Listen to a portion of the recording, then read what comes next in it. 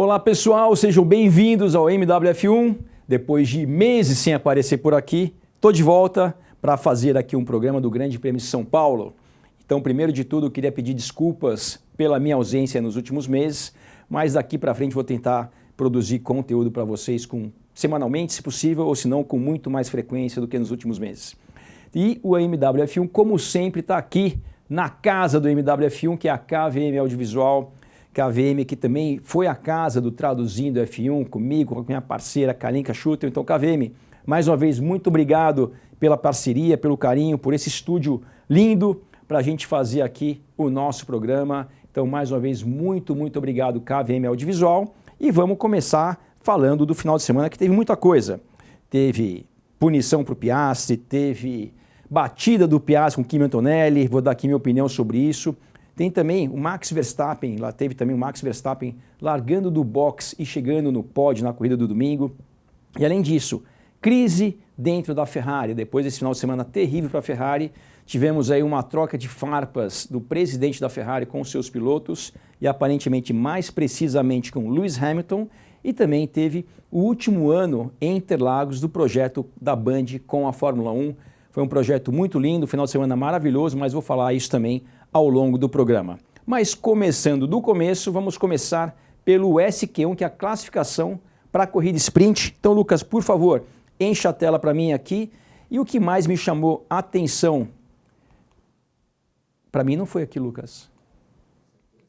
Para mim, você encheu a tela aqui, mas quando eu mudo aqui, não mudou. Não está mudando, não.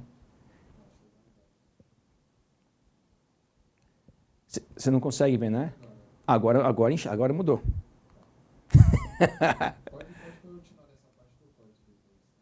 Tá bom. Então vamos começar pela classificação sprint aqui, tá na tela cheia para vocês. O destaque para essa classificação sprint não foi somente a primeira colocação do Lando Norris, que vem fazendo primeiras colocações em todas as sessões praticamente aí nas últimas corridas, né? Desde o México ele vem dominando tudo e aqui não foi diferente. Mas para mim o maior destaque do SQ1, que é a primeira fase da classificação da corrida sprint, foi a posição do Kimi Antonelli, que ficou na fronteira, na 15ª colocação. Lembrando que o Antonelli, no final da classificação sprint, largou na primeira fila com o segundo tempo ao lado do Lando Norris, mas olha só que por muito pouco ele não passa nem da primeira fase do SQ1. Então a gente vê ali Kimi Antonelli na 15ª colocação. No SQ2, ali uma surpresa já desagradável para a Ferrari, principalmente, né? O Hamilton ficou ali, caiu no SQ2, que é a segunda fase da classificação, ele ficou na 11ª colocação. Então, realmente, não é o resultado que a Ferrari queria para o Hamilton e não ter ali seus dois pilotos na fase final da classificação, mas ali, pelo caminho, ficou o Hamilton. E a gente vê que o Gabriel Bortoleto, que teve um final de semana bastante conturbado, muito emocionante, muito legal ali, vendo a torcida, o carinho da torcida com o Gabriel, mas na classificação sprint ele ficou na 14ª colocação e o resultado final da classificação sprint é essa que vocês estão vendo na tela. Norris na primeira colocação, seguido pelo Antonelli, Piastri, que ficou mais uma vez atrás do Lando Norris, mas na classificação sprint ele ficou a 1,5 décimo do melhor tempo, ou seja, o Piastri, que vem andando bastante distante do Norris nos últimos tempos, na classificação sprint, pelo menos, ele estava bem. Na sequência, Russell, Alonso, Verstappen, apenas o sexto colocado na classificação sprint, Stroll, Leclerc, Hadjar e Nico Hülkenberg, o companheiro do Gabriel Bortoleto. Pode voltar para mim, Lucas, por favor? Então, realmente, a gente viu ali que a McLaren, mais uma vez, estava muito forte, né? Como vem andando muito forte nas últimas corridas. E mais uma vez o Lando Norris à frente do seu principal concorrente, que é o Oscar Piastri, que é o seu companheiro de equipe. Lembrando, esses dois chegaram em Interlagos separados por apenas um ponto. O Norris estava um ponto à frente do Oscar Piastri. Só que esse um ponto acabou subindo logo na corrida sprint, que também aconteceu no sábado. E vamos passar para ela aqui. Se puder encher a tela, por favor, Lucas, mais uma vez. Para a corrida sprint, a gente vê aqui o momento da largada. Eu sei para essa imagem, pessoal, principalmente para mostrar para vocês como a pista estava úmida na reta dos boxes. E por que nesse ponto do circuito sempre demora muito mais para secar do que o resto do circuito? Quando você tem uma situação de tá chovendo, para de chover, em qualquer autódromo, normalmente a reta do box é a última parte do circuito a secar. Por que isso acontece? Como vocês podem ver nessa imagem, do lado esquerdo da tela nós temos as arquibancadas. E do lado direito, que não dá para ver muito bem, mas nós temos os boxes. Então esse é o único ponto do circuito que está cercado ali de uma estrutura grande do lado esquerdo, que são as arquibancadas, e de outra estrutura grande do lado direito, que são os boxes. Ou seja, aí pega menos sol, praticamente o dia inteiro, com exceção do meio-dia, que aí o sol está lá de cima, pega no circuito inteiro. Aí pega menos vento, então é muito comum o circuito estar inteiro, seco, e a reta do box muitas vezes demora muito mais tempo para secar, justamente por estar num ponto que tem sombra, que não pega tanto sol, que tem vento, assim por diante. Então é por isso que eu separei essa imagem, e essa imagem da pista um pouco molhada nesse ponto do circuito vai ter uma importância também em relação ao acidente do Gabriel Bortoleto. Mas passando para a próxima imagem, logo no início da corrida, a gente viu isso aqui. Oscar Piastri, que nesse momento estava na segunda colocação na corrida, acabou de cara ali com a barreira de pneus. E a gente, num primeiro momento, não tinha entendido muito bem o que tinha acontecido, e na sequência a gente viu mais dois carros, como vocês podem ver aí, que é o Nico Hülkenberg e o Franco Colapinto, e ali a gente não estava sabendo o que tinha acontecido, se eles tinham batido entre eles, mas não fazia muito sentido, porque o Piastri estava na segunda colocação, enquanto os outros pilotos, Hülkenberg e Colapinto, mais para trás. E aí no replay a gente vê isso aqui.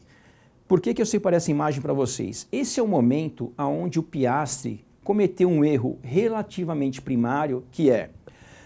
Tem dois pontos que demoram mais para secar, como eu falei agora há pouco. Um é a reta dos boxes e o outro são as zebras. Por quê? Porque nas zebras de qualquer circuito, as zebras têm um degrau. E nesses degraus, a água da chuva acaba empoçando um pouco ali. Então, obviamente, demora mais para essa água evaporar.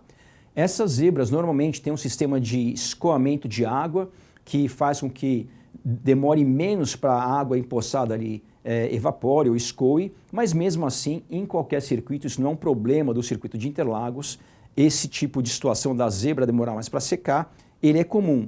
E o Piastri ali não se deu conta disso, mais uma vez, com todo respeito ao Piastri, foi um erro muito primário, passar nessa zebra desse momento, principalmente uma zebra onde os carros estão acelerando, que é uma zebra de saída de curva, esses carros têm 1000 cavalos mais ou menos, então caiu na água ali e acabou perdendo o controle da sua McLaren e bateu. Na imagem seguinte, a mesma coisa a gente vê com o Nico Hülkenberg. Reparem ali no pneu dianteiro do lado esquerdo, aquele sprayzinho de água ali, o Hülkenberg pegou essa zebra ainda mais do que o Piastri. Voltando a imagem para trás aqui, o Piastri pega ali quase a zebra toda, o Hülkenberg está quase na grama do lado de dentro ali, e também acabou rodando. E na sequência aqui, o Franco Colapinto também pegando essa zebra molhada e acaba perdendo o controle da sua Alpine. Essa imagem, já viu o Franco Colapinto tentando consertar ali, com o volante todo virado, tentando um contra-esterço. Pode voltar para mim, Lucas, por favor. E acabou que não deu muito certo, então logo de cara nós tivemos esses três pilotos aí acidentados. Dos três, o único que conseguiu voltar para a pista com um trabalho maravilhoso da equipe Sauber foi o Nico Hülkenberg.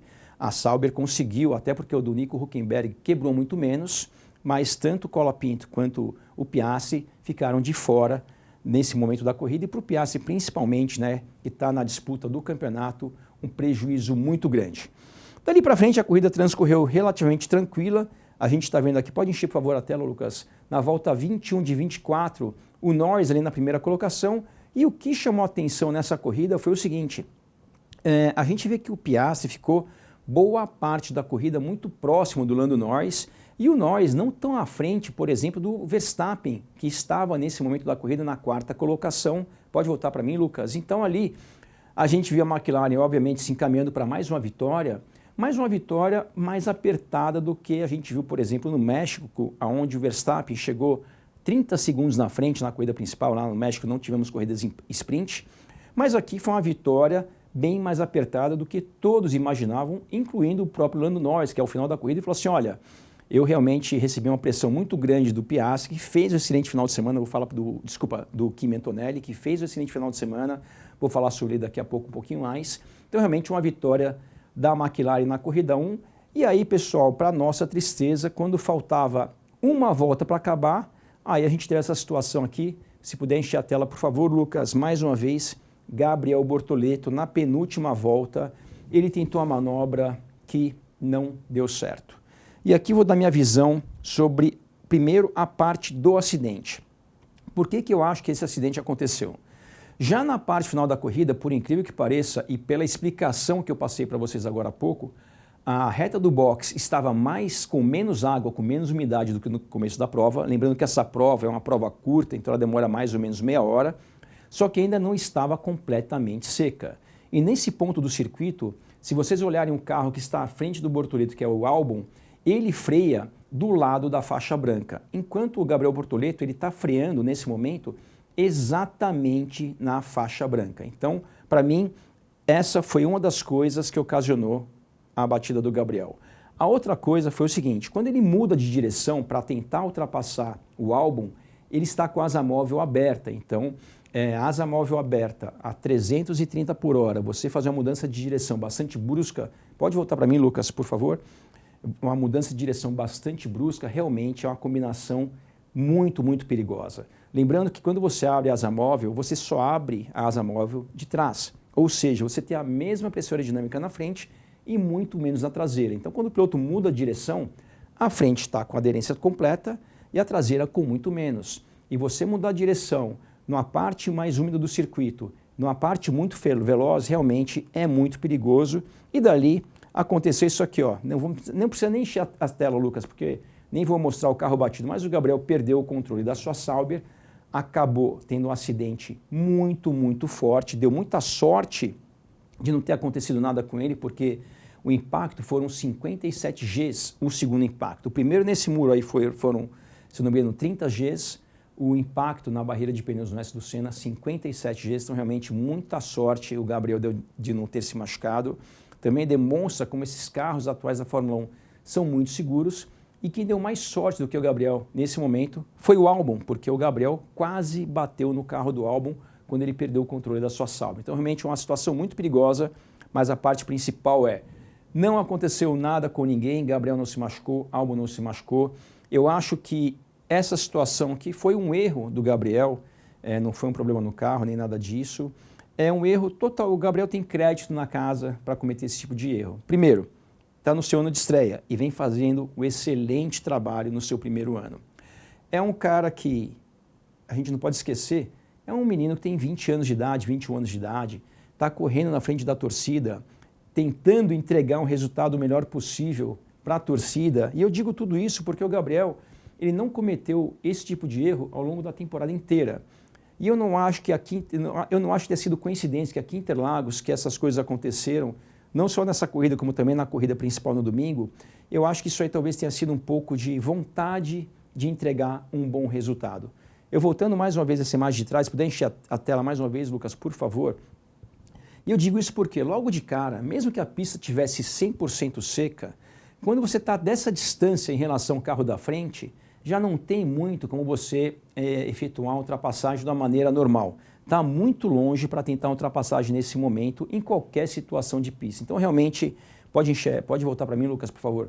Eu acho que foi um pouco de ansiedade, um pouco de desejo de trazer alegria para o público presente em Interlagos. É o que eu estou achando, talvez esteja completamente errado, mas, de qualquer maneira, não deu nada certo. E, com isso, a corrida acabou com bandeira amarela já na parte final, em função do acidente do Gabriel. Se puder encher a tela de novo, Lucas, o resultado foi Lando Norris na primeira colocação, Kimi Antonelli na segunda, Russell terceiro, Max Verstappen em quarto e o principal Piastrinho ficou lá no fim, ficou de fora da corrida logo no começo e nesse momento a diferença no campeonato, pode voltar para mim, Lucas, por favor, que era de apenas 1 ponto antes dessa corrida, ao término dessa corrida o Norris marcou 8 pontos e o Piastri não marcou nenhum, então a diferença naquele momento subiu para 9 pontos. E aí, depois dessa corrida, a gente teve a seguinte situação. Verstappen bastante descontente na classificação para a corrida principal, por quê? Enche a tela, por favor, Lucas. Logo no Q1, Max Verstappen ficou de fora, pessoal. Para vocês terem uma ideia da grandiosidade disso, o Max Verstappen, desde que ele estreou na Fórmula 1, ele nunca havia ficado de fora ao término de um Q1, a não ser por algum problema técnico ou algum incidente ou acidente, como por exemplo aconteceu aqui mesmo em Interlagos no ano passado, que ele estava numa volta rápida no Q1, teve uma bandeira vermelha, um acidente, se não me engano, do Stroll, se não me engano, que bateu naquele momento da classificação no ano passado, e com isso o Max Verstappen não conseguiu completar sua volta e também ficou de fora do Q1. Agora, não passar para o Q2, cair logo no Q1, logo sem ter nenhum tipo de problema, por falta de performance, pode voltar para mim, Lucas, por favor, foi a primeira vez desde que o Verstappen estreou na Fórmula 1 lá em 2015 que isso aconteceu. Então, primeiro, é um dado muito interessante, né? Imaginar que o Verstappen nunca ficou de fora do Q2, a não ser por algum problema, mas de qualquer maneira, isso aconteceu depois de 10 anos, 4 títulos, não sei quantas vitórias, aconteceu pela primeira vez na carreira do Verstappen, e aí a Red Bull tomou as providências, que eu vou falar sobre isso daqui a pouco. Quando a gente foi para o Q2, um outro grande nome, pode encher a tela, Lucas, por favor, um outro grande nome também caiu no Q2, que foi mais uma vez o Hamilton, que em nenhuma das duas classificações conseguiu chegar ao Q3. A gente vê o Hamilton ali andando, a Angela Cullen ali atrás dele, e quando o piloto, não sei por que os pilotos fazem isso, quando os pilotos estão chateados, eles não tiram o capacete. E o Hamilton saiu ali pisando duro, bastante chateado por ter ficado de fora do Q3 e, mais uma vez, foi o começo de um final de semana bastante difícil para o Hamilton. E o resultado da classificação foi esse aqui. Lando Norris, mais uma vez, fazendo pole position, seguido por Kimi Antonelli, que, assim como na classificação para a corrida sprint, também se classificou na primeira fila para a corrida principal. Uma surpresa na classificação da corrida principal foi o Leclerc, que tinha tido bastante dificuldade, tanto na classificação sprint quanto na corrida, fez o terceiro tempo, excelente trabalho do Leclerc, e ali o Piastri ficou na quarta colocação, só que a quase 4 décimos do Lando Norris. Lembrando que na classificação sprint ele ficou a 18 centésimos do Norris, e na classificação para a corrida principal, pode voltar para mim, Lucas, ficou a 4 décimos. Então, realmente, um desempenho ali, de novo, abaixo do esperado para o Oscar Piastri, que nas últimas corridas, em nenhuma delas, ele vem conseguindo andar próximo do Lando Norris. Para vocês terem ideia, pessoal, a última vez que o Piastri andou à frente do Norris, sem o Norris ter tido algum tipo de problema, foi no Grande Prêmio da Bélgica, que faz quase 3 meses e meio. Dali para frente, todas as corridas, a não ser por uma quebra, por algum problema, o Norris vem andando à frente do Oscar Piastri. E a gente teve essa situação mais uma vez, e falando mais uma vez do Max Verstappen, com essa classificação horrível, o que ele fez? Ele tirou o carro dele do parque fechado, lembrando que depois da classificação as equipes não podem mudar os acertos dos seus carros, e se escolhem fazer isso, eles têm que largar do box. Então Max Verstappen mudou o acerto do seu carro e fez uma outra coisa que está sendo muito questionada agora, que foi a mudança do motor. E por que isso está sendo muito questionado? Para quem não sabe, as equipes de Fórmula 1 podem usar 4 motores apenas por temporada. Se eles passarem do limite de motores por temporada, eles pagam penalizações. Podem ser posições no grid ou pode ser obrigado a largar do box, depende da situação. E o Max Verstappen, já que estava largando da 16ª colocação e o acerto do carro dele não estava bom, ele mudou tanto o acerto do carro, que já não pode fazer, e aproveitou para trocar o motor. E por que as equipes estão questionando a Red Bull por isso? Porque normalmente quando você muda o motor, a equipe tem, teoricamente, a autorização de mudar o motor, mesmo pagando a penalização, por uma questão de confiabilidade daquele motor. O que é isso? Ou uma quebra, ou um perigo para quebrar, qualquer coisa assim. E as equipes estão dizendo que a Red Bull mudou o motor apenas por performance. Por quê? Porque quando qualquer equipe coloca um motor novo no carro, um motor novo, pelo fato de ser novo, ele pode usar mais potência, pode usar um mapa mais agressivo, justamente porque ele é novo. Quem fez isso aqui também em Interlagos há 5 anos atrás foi o Hamilton, que teve uma corrida que ele trocou o motor, largou da última posição, para quem não lembra, era também um formato sprint, largou da última posição, chegou na 10ª, se não me engano, na corrida sprint, e na corrida principal ele largou em 10º e acabou ganhando a corrida, naquele ano que teve aquela disputa épica entre ele e o Verstappen. Então as equipes estão questionando, falando assim, poxa, mas a Red Bull trocou o motor não por um problema no motor, mas para ganhar performance com um motor zero. Que eu acredito que as equipes estejam falando o que é verdade, fato. Só que daí a Red Bull não é que esteja fazendo alguma coisa errada. Ela está usando das regras para tentar tirar algum benefício e funcionou, porque o Max Verstappen, que fez essa corrida épica de largar do box e chegar na terceira colocação, tem algumas razões para isso. Primeiro, ele conseguiu melhorar seu carro, mudou o acerto do seu carro, melhorou. Segundo, que é um dos melhores pilotos da história, na minha opinião. Mas também por ter colocado um motor fresco, motor novo, que pode usar um mapa de potência mais forte e com isso também é uma grande vantagem para conseguir se recuperar. Então, assim como aconteceu com o Hamilton lá em 2021, a Red Bull usou dessa estratégia, colocou um motor novo, já que ele já estava largando lá no fundo do pelotão mesmo, na 16ª colocação, e funcionou. E com isso ganhou várias posições e quase ganha, não vou dizer quase ganha a corrida, mas quase chega na 2ª colocação, já que ele chegou colado no Lando Norris. E aqui, pessoal, vamos passar para a corrida do final de semana, que logo na primeira volta, pode encher a tela aqui, por favor, Lucas. A gente teve essa situação aqui entre o Gabriel Bortoleto e o Lance Stroll, aí chegando na curva do Bico de Pato, passando a imagem para frente aqui.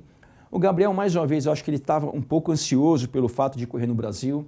Ele tentou ali ficar lado a lado com o Stroll, num ponto do circuito que é muito difícil fazer isso, num ponto do circuito que não tem muito espaço, não tem área de escape praticamente nenhuma, a gente vê ali tem meio metro de grama e a barreira de pneus, e a gente vê na sequência aqui que o Stroll, que eu nem sei se estava ciente que o Bortoleto estava ali, eu não acho que o Stroll fez nada de errado, e o Bortoleto colocou o pneu dianteiro na grama e ali acabou batendo. Na sequência disso, alguns segundos depois, que aí eu vou te dizer uma coisa, pessoal, dizer para vocês uma coisa.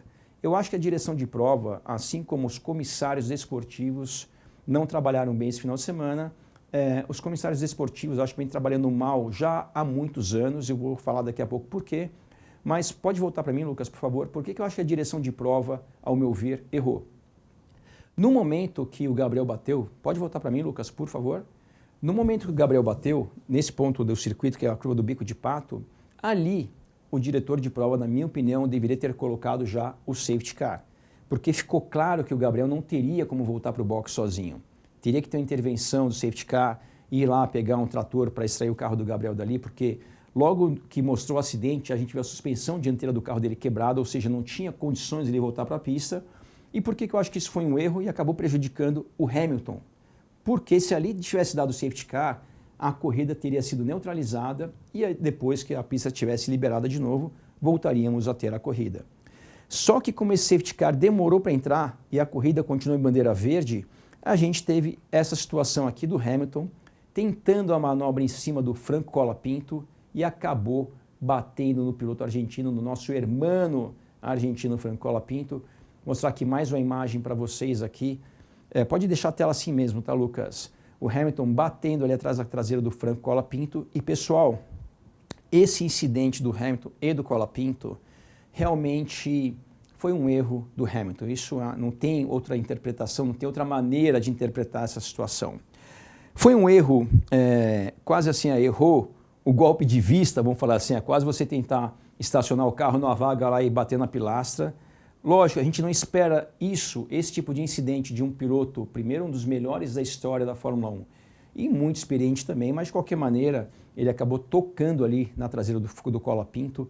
Inclusive, esse toque gerou uma penalização para o Hamilton, que eu vou falar sobre isso também, mas de qualquer maneira, mais do que tudo aqui, desandou o caldo que já não estava muito bom entre o Hamilton e a Ferrari. Essa imagem para vocês estão vendo aí o presidente da Ferrari, que soltou uma declaração depois da corrida, dizendo a seguinte coisa, que eu não concordo com ele, tá? Dizendo que a Ferrari está fazendo um excelente trabalho, que os mecânicos estão fazendo um excelente trabalho, que os engenheiros estão fazendo um excelente trabalho, só que os pilotos têm que pilotar mais e falar menos. Por que eu não concordo 100% com a declaração do presidente da Ferrari? Primeiro, os mecânicos estão fazendo um excelente trabalho? Aparentemente sim, concordo com isso. Os engenheiros também, lembrando que, pessoal, os engenheiros são engenheiros de pista, o cara que fica no rádio com o Leclerc, o que fica no rádio com o Hamilton. Eu também acho que eles estão fazendo um excelente trabalho. Agora, o problema da Ferrari é que o carro da Ferrari não é competitivo, não é tão competitivo quanto o McLaren, quanto o Red Bull, a maior parte do tempo. Então, esse fato o presidente da Ferrari, já que ele está dando ali a avaliação dele de todos, eu acho que ele deveria trazer esse fato também, que o carro da Ferrari não é competitivo. Não é competitivo desde o começo do ano, com raríssimas exceções. Quando, sei lá, o Leclerc fez a pole position na Hungria, e de lá para cá, ou melhor, até o momento na temporada, o Leclerc conseguiu chegar ao pódio 5 vezes. Não estou desmerecendo os 5 pódios do Leclerc, só que eu estou falando o seguinte, a Ferrari tem que estar lá ganhando corrida e disputando título, como já não acontece já há muito tempo. Então eu acho que ele ali, já que ele está avaliando a equipe como um todo, deveria também dizer que o carro não é competitivo. Agora, em relação aos pilotos pilotarem mais e falar menos, num primeiro momento ele usou esse termo pilotos, só que a imprensa deu a seguinte notícia, que aparentemente esse recado foi muito mais para o Hamilton do que para o Leclerc. E eu acho que faz sentido ser mais para o Hamilton do que para o Leclerc. Por quê? Primeiro que o Leclerc, essa temporada, ele vem fazendo uma excelente temporada. Conseguiu, mesmo com os problemas da Ferrari, chegar 5 vezes ao pódio, ou seja, conseguiu, na maior parte das vezes, maximizar o que a Ferrari tem condições de fazer. Inclusive, esse final de semana, que na corrida principal, naquele incidente que eu vou mostrar para vocês daqui a pouco, entre o Kimi Antonelli e o Piastri, ele foi pego ali, o Leclerc acabou ficando e se envolveu naquele acidente totalmente como vítima, ele vinha fazendo um excelente trabalho. Já o Hamilton, esse ano vem tendo muitas dificuldades na Ferrari, só que lembrando, ano passado, ainda na Mercedes, o Hamilton também teve muitas dificuldades.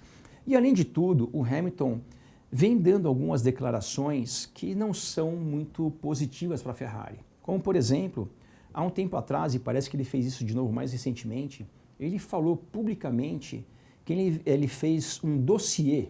Só o termo dossiê já é um termo meio forte, eu acho. Para vários departamentos da Ferrari, ele fez um dossiê, tanto na parte aerodinâmica, quanto disso, quanto daquilo, e aquilo outro. E por que eu acho que isso não cai bem para a Ferrari, no ouvido da Ferrari, uma situação dessas? Primeiro assim, eu acho que esse tipo de coisa, quando você está numa equipe, e se você acha que você pode agregar alguma coisa fazendo um dossiê, ou fazendo qualquer coisa, eu acho que esse tipo de informação tem que ficar internamente. Esse tipo de situação não deve ser aberta ao público. Porque eu ouvindo de fora, não sei vocês, mas quando eu ouço isso de fora, a impressão que eu tenho é o seguinte, que o Hamilton está dizendo, olha, estou quase que tentando ensinar a Ferrari como é que faz essa coisa funcionar. E se ele tem alguma coisa que possa agregar para a Ferrari ou não, que eu acho até que ele tem, eu não acho que você pode sair publicamente e falar isso. Porque, de novo, quem ouve isso, parece que ele está falando, olha, eu vou ensinar a Ferrari como é que se trabalha. E eu não acho que isso cai bem na orelha de ninguém. E além disso, né, quando ele fala esse tipo de coisa, eu acho que também caberia ele falar das coisas que ele vem fazendo que também não estão caminhando muito bem. Como por exemplo, o final de semana aqui em Interlagos, que não foi o único que ele passou pela dificuldade na classificação, acabou cometendo um erro meio básico na corrida, ou seja, toda essa situação faz com que o clima da Ferrari, que já não estava muito bom, acabe ficando um pouco mais pesado diante dessas declarações, tanto do presidente da Ferrari em relação aos pilotos, ou ao piloto, que aparentemente essa mensagem foi mais direcionada ao Hamilton, e também o Hamilton passando essas informações, ou dando essas informações publicamente, que está fazendo dossiês e documentos, não sei o que lá, e isso aí não faz com que esse ambiente, que aparentemente já não está muito leve, fique ainda mais pesado dentro da equipe Ferrari.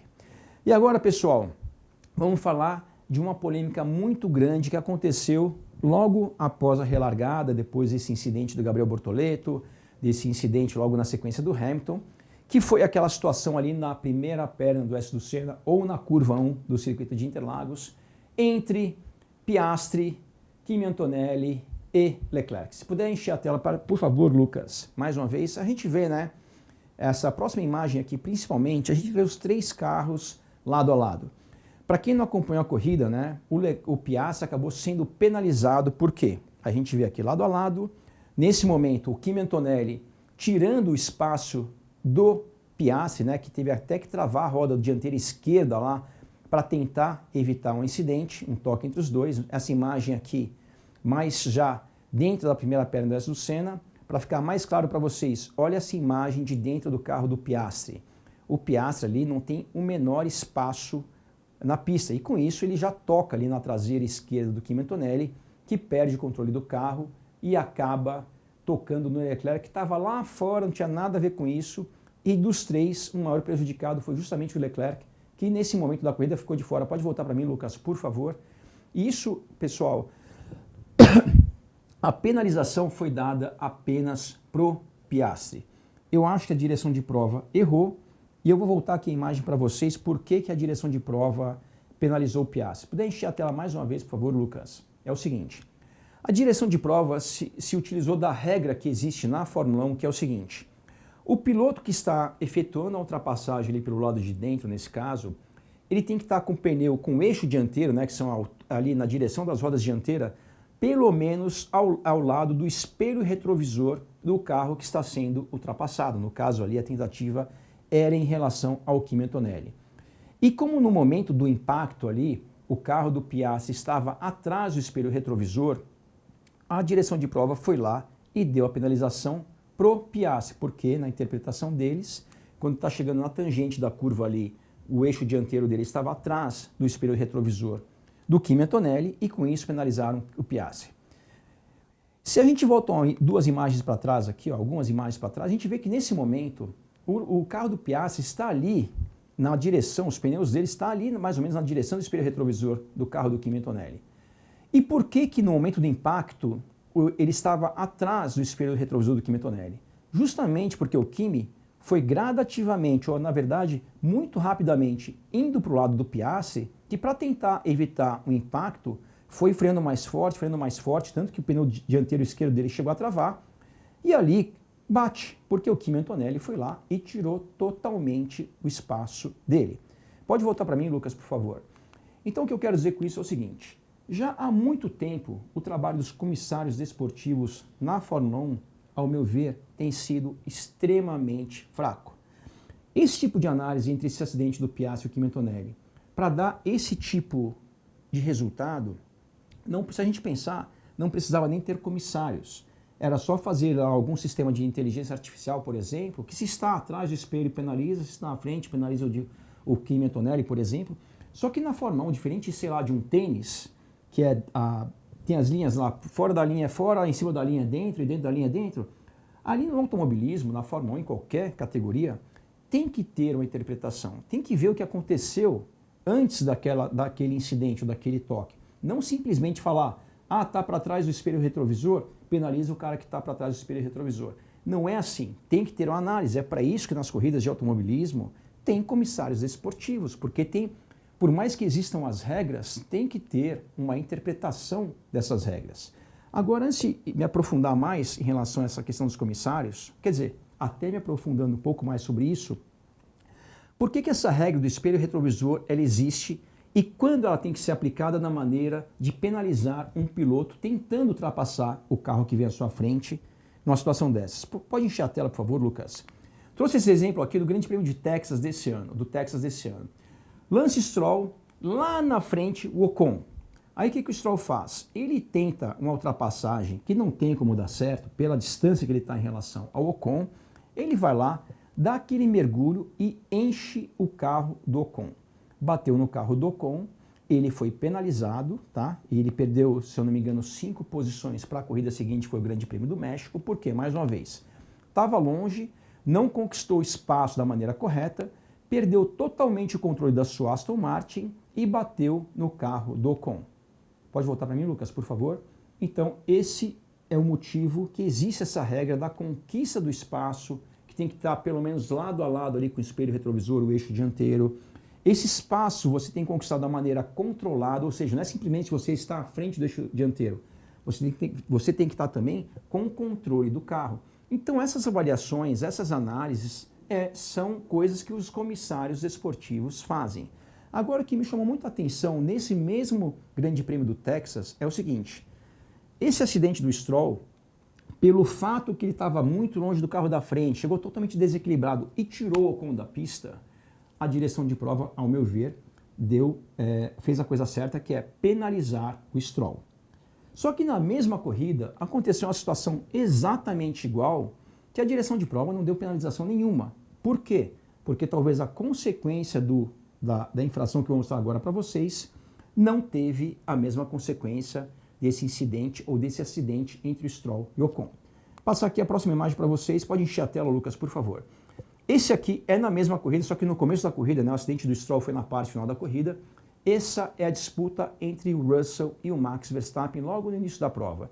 Olha a distância que o Russell está do Max Verstappen. Quando a gente vê essa imagem de cima, parece que está longe, mas não parece estar tão longe. Quando a gente vê a imagem de dentro do carro, olha a distância do Russell para o Max Verstappen.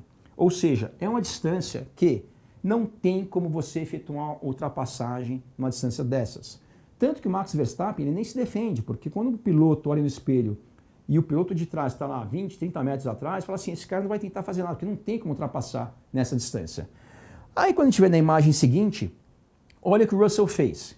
Quando a gente vê essa imagem, parece que o Russell fez uma coisa que deu certo, vai parar o carro direitinho, está tudo controlado, então ali ele vai conseguir uma manobra espetacular quando a gente vê até essa imagem em cima do Max Verstappen. Quando a gente passa para a próxima imagem, para quem não lembra dessa corrida, que foi agora um mês e pouco atrás, olha onde o Russell foi e olha onde ele levou o Max Verstappen junto.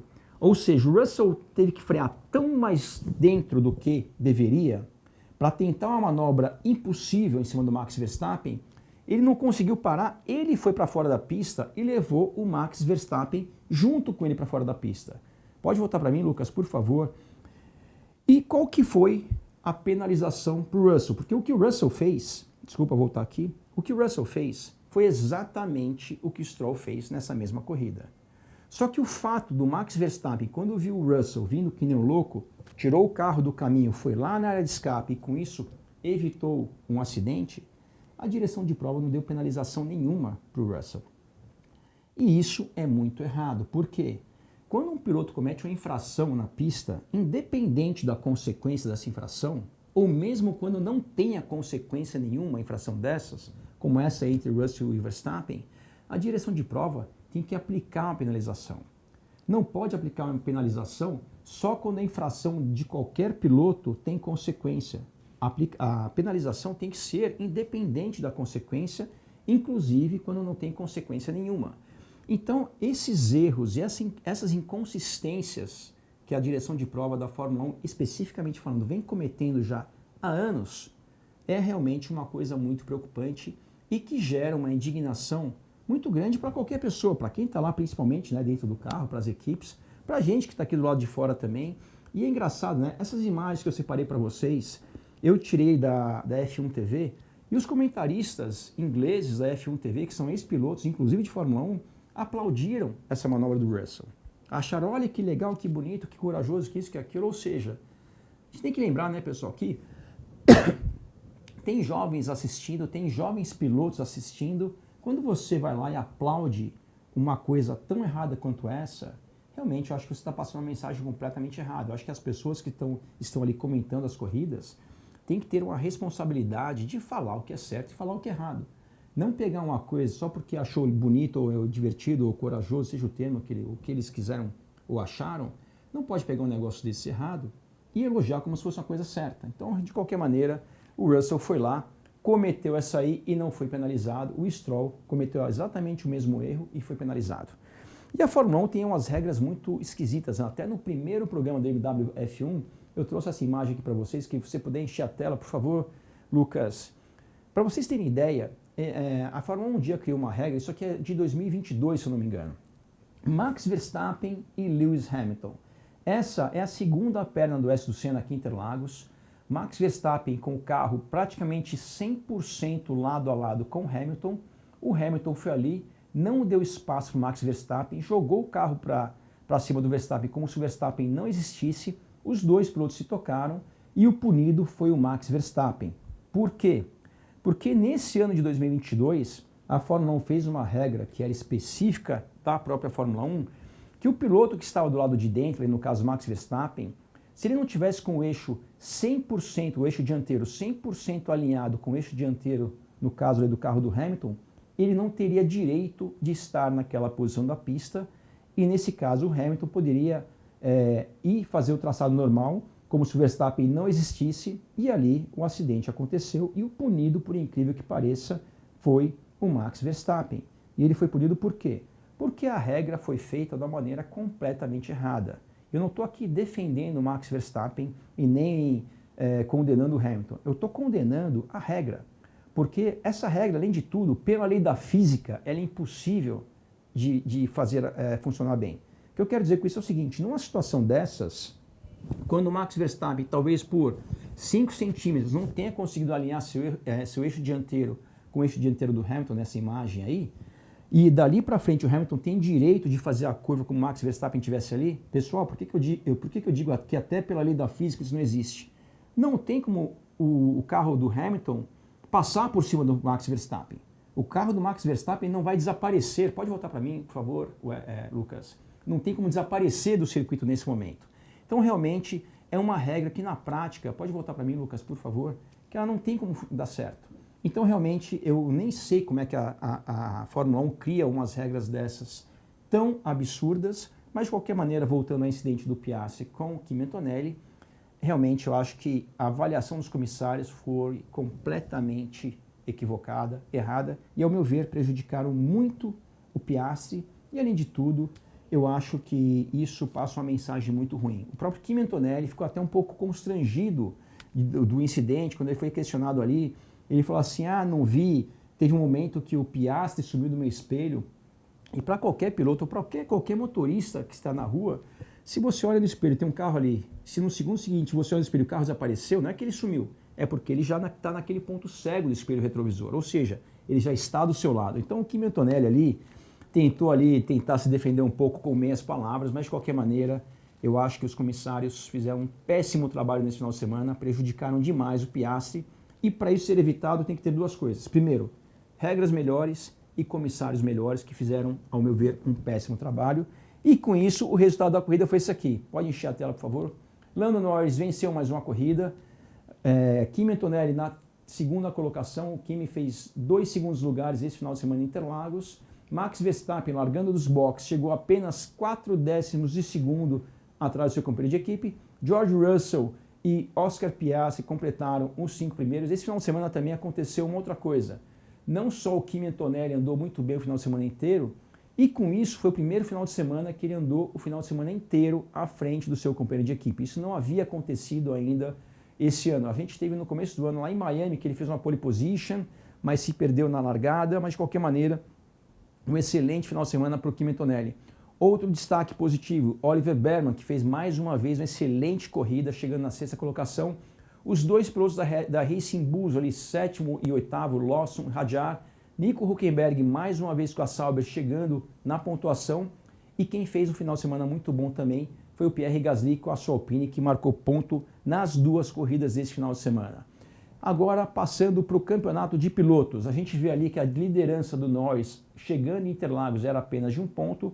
Agora, entre ele e o Oscar Piastri, a diferença é de 24 pontos. Lembrando que uma vitória na Fórmula 1 equivale a 25 pontos, né? Ou seja, se o Piastri ganhar a próxima corrida e o Norris não pontuar, ele fica 1 ponto à frente do seu companheiro de equipe. Max Verstappen, que com tudo que aconteceu saiu no lucro, está na 3ª colocação no campeonato. Daí para trás, Russell, Leclerc, Hamilton, Kimi Antonelli, Albon, Hülkenberg e Hadjar. Agora um campeonato que esse sim está bem mais apertado pelo vice-campeonato, né, não pelo campeonato, é entre a Mercedes, Red Bull e Ferrari. A gente vê ali que estão bem próximos, né, Mercedes com 398, a Red Bull 366, sendo que desses 366, vou voltar na tela aqui, 341 é na conta do Max Verstappen, ou seja, se eu estou bem de matemática, o Tsunoda fez apenas 25 pontos nessa temporada e o Max Verstappen fez 341 pontos. Lógico, o Tsunoda entrou na 3ª etapa, mas de qualquer maneira é uma diferença bem expressiva. O Tsunoda entrou na 3ª etapa na Red Bull, né? Porque as 2 primeiras etapas desse ano ele fez ali com a Racing Bulls. E no pelotão intermediário ali, quem segue na liderança é o Williams. A Williams ali comandando as ações no campeonato de construtores no pelotão intermediário. Pode voltar para mim, por favor, Lucas. E na sequência ali, Racing Bulls, Aston Martin, Haas, Sauber e na última colocação a Alpine. Pode voltar para mim, Lucas, por favor. Então, esse é o campeonato de construtores, bem disputado ali a posição pela vice-liderança desse campeonato. Vai ser muito interessante entre Mercedes, Red Bull e Ferrari. e temos ainda 3 corridas esse ano e vamos ver o que acontece, quem vai ser a segunda equipe no Campeonato de Construtores. E pessoal, eu não podia deixar de falar nesse final de semana disso aqui, essa imagem que vocês estão vendo aqui. Como eu falei para vocês no começo do programa, esse foi o último ano de Grande Prêmios de Interlagos, desse projeto da Band com a Fórmula 1 que começou em 2021 e está terminando esse projeto esse ano. E foi muito legal, não só essa corrida em Interlagos, esses 5 anos inteiros foram maravilhosos.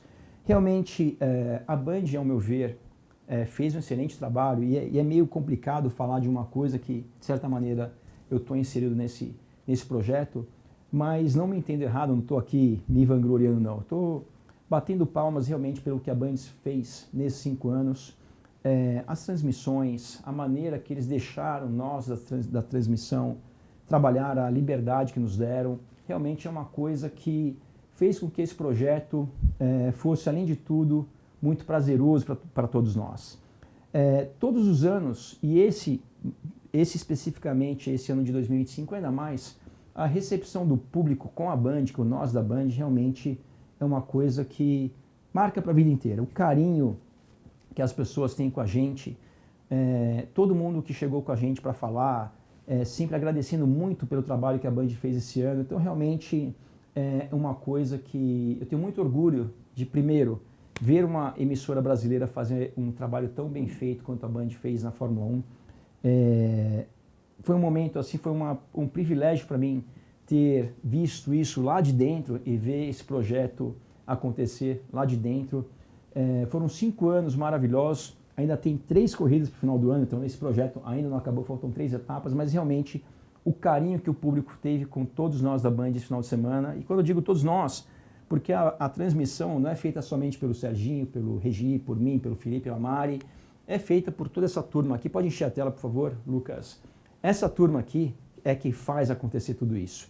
A gente tinha aí em Interlagos mais ou menos, sei lá, 50, 60 membros da equipe de transmissão da Fórmula 1, e essa foto foi tirada após o término da corrida, e ali vocês podem ver, né, todo mundo, obviamente, um pouco triste pelo projeto estar chegando ao fim, mas todo mundo muito feliz pelo projeto estar acontecendo dessa maneira tão legal, tão bonita, tão gostosa, e que principalmente o público realmente curte muito. Então, realmente, se não fossem essas pessoas todas, isso não estaria acontecendo. De novo, não é somente eu, Serginho, Regi, a Mari e o Felipe que estamos aparecendo ali na imagem para vocês. Então, realmente, todas essas pessoas e outras tantas que nem em Interlagos estavam nesse final de semana que fizeram esse projeto acontecer e estar acontecendo dessa maneira tão legal. Pode vir voltar para mim, Lucas, por favor? Tão legal e tão bonito, tão prazerosa para todos nós. Então, Band, primeiro de tudo, parabéns. Eu, que também sou fã do automobilismo, tenho que agradecer também como fã pelo que vocês fizeram pela Fórmula 1 nesses últimos 5 anos. Eu acho que a Fórmula 1 está muito mais próxima do público, em função um pouco também do trabalho que a Band fez. Então a gente só pode agradecer e parabenizar a Band. E faltam mais 3 corridas e esse projeto vai terminar da maneira muito bonita e muito digna, porque mais uma vez foi um projeto maravilhoso. Então, pessoal, esse foi o programa de hoje. Mais uma vez, desculpa por eu ter desaparecido durante alguns meses. Vou voltar aqui com mais frequência. Mais uma vez, KVM, Wesley, Lucas, muito obrigado por tudo. E a gente volta aqui na semana que vem, ou se não da outra, para falar um pouco mais sobre Fórmula 1. Mais uma vez agradeço a companhia de todos vocês. Um grande abraço e até!